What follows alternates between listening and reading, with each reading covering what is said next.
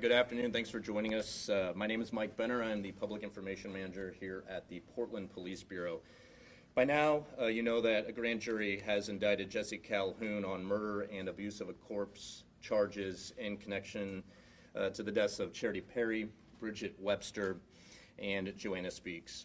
We have a number of speakers here this afternoon, including Multnomah County DA Mike Schmidt, as well as Portland Police Chief Bob Day and Sheriff Nicole Morrissey O'Donnell.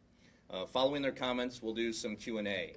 I understand that you all probably have a lot of questions. I respect that, but I want to say that we still have a prosecution to come, and we will not jeopardize that.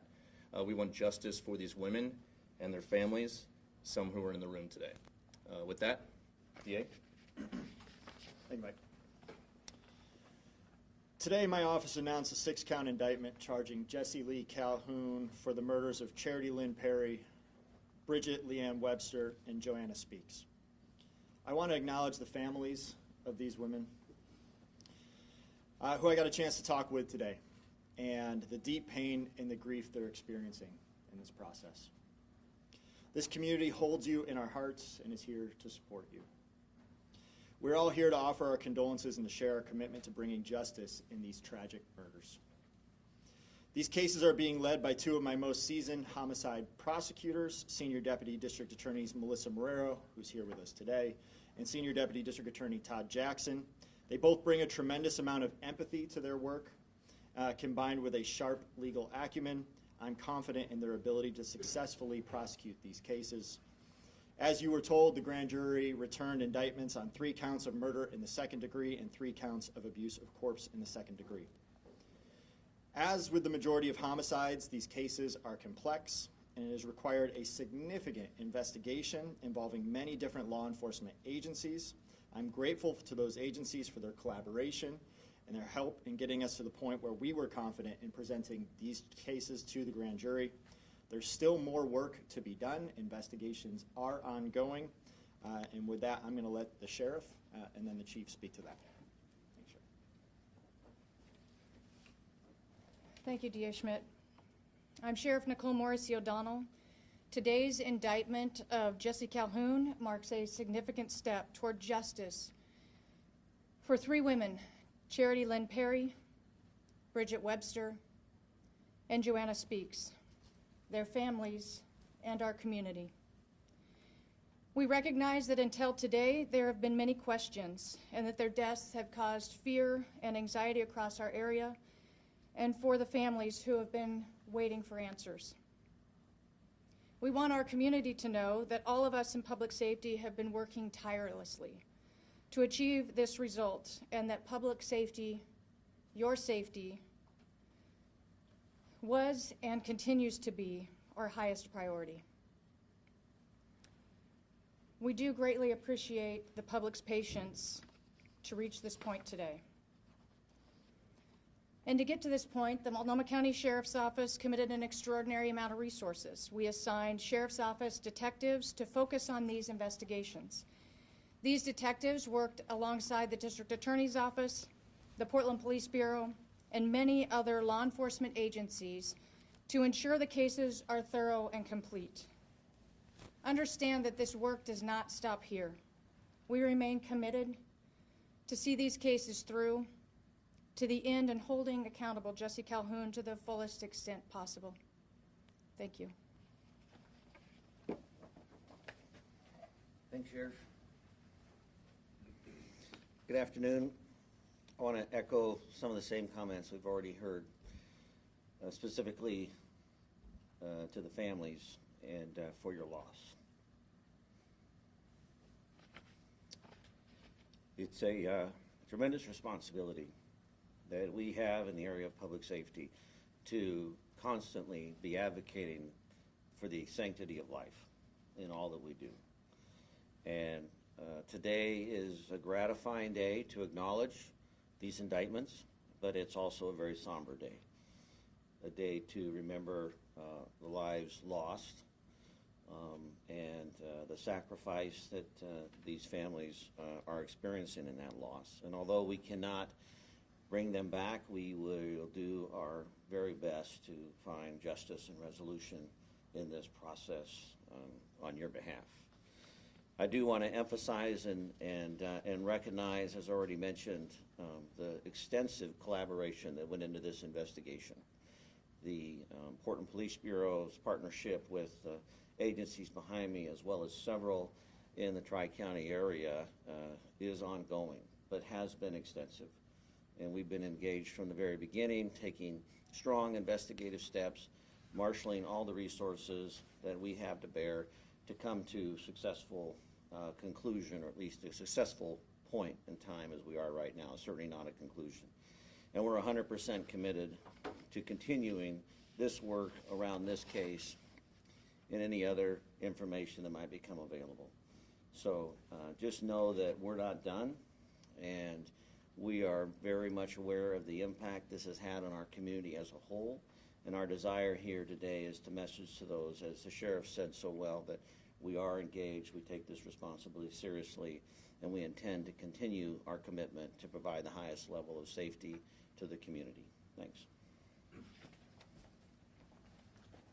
All right, thank you, Chief, thank you, Sheriff, and thank you, DA Schmidt. We do have some time for some Q&A. Again, the investigations are ongoing. The prosecution is still to come. We will not share information that jeopardizes any of them. That would be incredibly harmful. With that, please state your name and who you'd like to ask a question to. Connor, we'll start with you. Yeah, Connor McCarthy with Fox 12. I know there are two other women who were kind of lumped in throughout the year. They were named on the indictment. Are those cases still under investigation at this time? To anyone that can answer that question. Yes, there are continuing to be investigations ongoing. So what the grand jury has returned is the evidence that we presented on those cases, and other cases continue to be investigated. So I think there were three other women, Kristen Smith, Ashley Riel, and an unidentified woman. Are all three of them still being investigated in connection with Jesse Calhoun? I'll let my senior deputy talk about that. Hi, good morning. We are still very much investigating the deaths of Kristen Smith and Ashley Riel with our partners here, as well as the Clackamas County DA's office and other investigators. The sixth woman we have determined was not a homicidal death, and so the sixth woman is not at this point being investigated further. And then the last time there was an update on this case, Joanna Speaks was not being linked with Calhoun. I know that you can't reveal too many details of this investigation, but can you share anything about why she was added to the people who were linked with this person? Evidence presented to the grand jury and evidence obtained by the investigators led us to that link and resulted in the indictment. So at this point, we do feel confident moving forward with charges involving Ms. Speaks and Mr. Calhoun and his involvement in her death. Can you speak to at all what connected the women to Mr. Calhoun, even generally without compromising the case? Unfortunately, given the nature of the ongoing investigation, I can't answer that question at this time. And do you anticipate any federal charges? I know one of the women that was Ms. Speaks' body was found in Washington State. Do you expect any federal kidnapping charges? I'm also not able to speak to that at this time. Ariel Salk with Coin 6. Did the jury consider any charges beyond murder and abuse of a corpse, and could there be more charges in the future? The grand jury indicted on all of the charges that they considered at the time. Additional charges could move forward if additional evidence were presented to them. Either for you or DA Schmidt, could you please address the timing of this indictment in light of the fact that it comes literally days before an election, also weeks before Calhoun is due to be released? Thank you. The timing of the grand jury convening was set last year. The arrest of Mr. Calhoun was not directly related to these charges, and so we knew, because he had been arrested, we knew that his release date would be coming in early June. We knew that we would need to move forward with an indictment by that time. The date of the specific indictment was based on the date that we concluded testimony. The grand jury voted yesterday We met with the families and informed them of the decision, and then immediately released that here. From our perspective, the election had nothing to do with why we chose to do it at the time we did, or the speed at which the investigation went forward. The collection and development of evidence is what controlled that completely. I think all of our investigative partners would agree and would confirm that we had discussed a mid-May grand jury proceeding well before the election politics were raised as it related to this case. Was there any concern that he would potentially be released prior to an indictment? I'm not sure. Was there any concern that he might be released from the Department of Corrections prior to this indictment? We knew what his release date was, and so we knew the date that we had to move forward. Of course, we had to have a certain amount of evidence in order to be able to present that to the grand jury to ensure that we were able to charge him prior to that date. That the investigation into all of these cases is still very much ongoing. Just to be clear, once his sentence with DOC is finished, where does he go? Pardon? Where does he go once his DOC sentences? We anticipate he'll be transported back to Multnomah County. So he's going to finish out the rest of his time in state DOC and then come back to Multnomah County. That I can't answer. Do you expect to prosecute these cases together as one?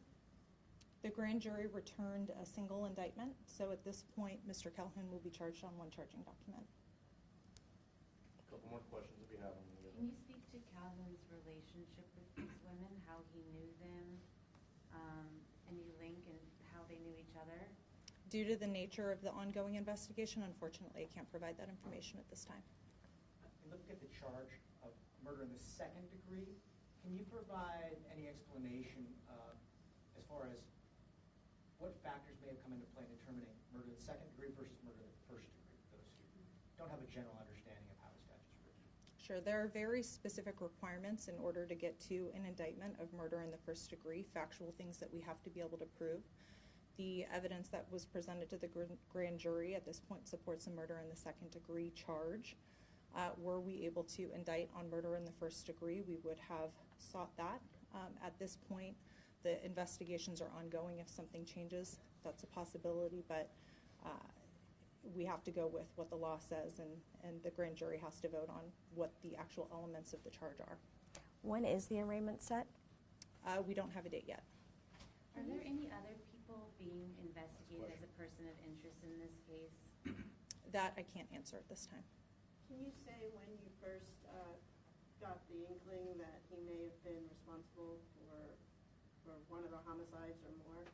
That I also can't answer at this time. That's Melissa Marrero, Senior Deputy DA. That's MELISSAMARRERO.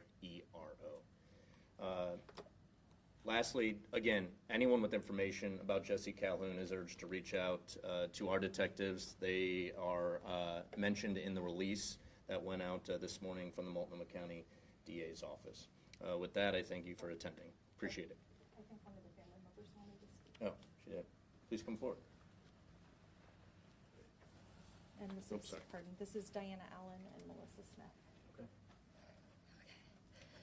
Okay. Hello. There's a few things that I wanted to say, and one of the first ones was that it's been very, very frustrating for us families not to have answers. But I've also had to put back in my mind that these people they cared more about justice for charity than they did for my feelings. I have to have a level of respect for that. I do. Second, a lot of the public has felt that nothing has been happening this whole time.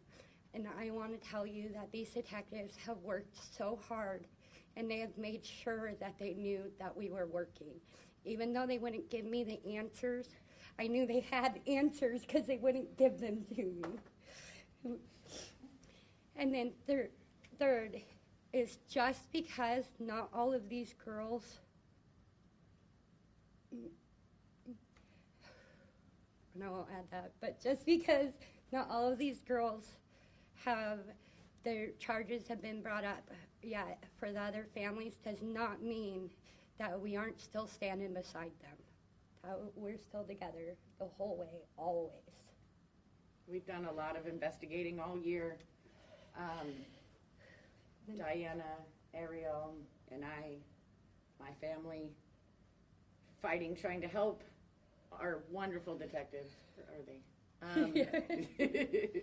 With this case, and since it's still an active investigation for my daughter Kristen Smith and Ashley Riel, that we just keep going. We keep waiting, we keep praying, and stay hopeful, and we know we've got the best of the best with Melissa and our homicide team, so We got this. we stay hopeful that we soon can get justice for them as well. Thank you. Thank you. Thank you all for coming, appreciate it. Sorry, thank you.